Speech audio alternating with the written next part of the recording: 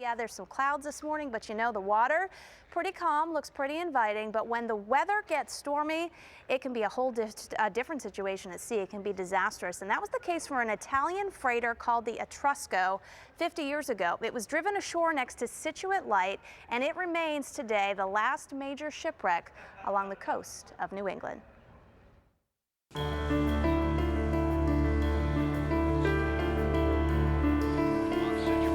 Etrusco was heading to Boston from Emden, Germany. The trip across was quiet. The seas were actually quite calm for that time of the year. However, as they approached the East Coast, they started getting forecasts on the ship that there was a storm coming up the coast, a nor'easter. Its fury was lashing the New England coast. The SS Etrusco headed south. On board, tensions were high.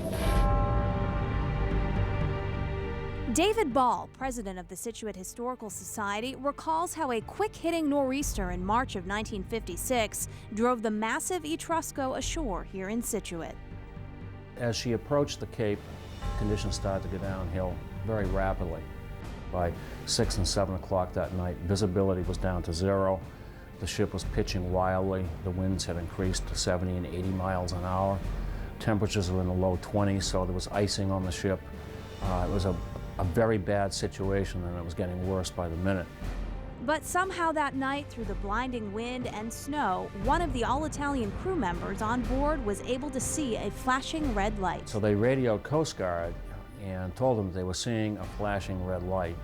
And the Coast Guard fairly quickly realized that they were off of Scituate Harbor. This is actually the spot where the Etrusco came ashore more than 50 years ago. It paralleled the shore here from the seawall 441 feet all the way down to the jetty, and at low tide you can actually still see evidence of that today. Weather conditions were so bad the night of the storm that the crew couldn't be rescued until early the next morning. Part of that dramatic Coast Guard rescue captured here on video. They were scared. They were in a foreign country. They spoke Italian and not English. Ironically and luckily for the crew, the ship literally landed on the doorstep of someone who shared their native soil. Lena Russo was her name. She was 70 years old. She had lived in her cottage for many, many years, was from Italy. She spoke both Italian and English, took them in, and acted as an interpreter until the crew could eventually go home. Almost immediately, the whole disaster became a tourist attraction. On many weekends during the spring, and then in the fall when they were salvaging the ship, it was very common to have 50,000 people come to Scituate. The 10,000-ton Etrusco sat stuck on the beach next to Scituate Light for 8 months while it was being repaired and broken free from the rocky shore.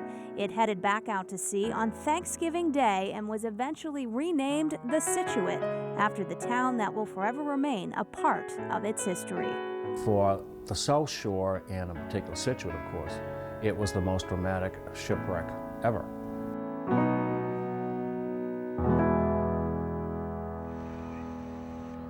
And fortunately, improved technology and weather forecasting over the past 50 years has helped to avoid and avert any shipwrecks since. If you would like to learn more about the Etrusco, there is a museum in Scituate. It's the marine exhibit there. It's at Scituate's Maritime and Irish Mossing Museum. It's on the Driftway, and it's open weekends during the summer from 1 to 4. Go check it out. Some amazing, amazing stuff.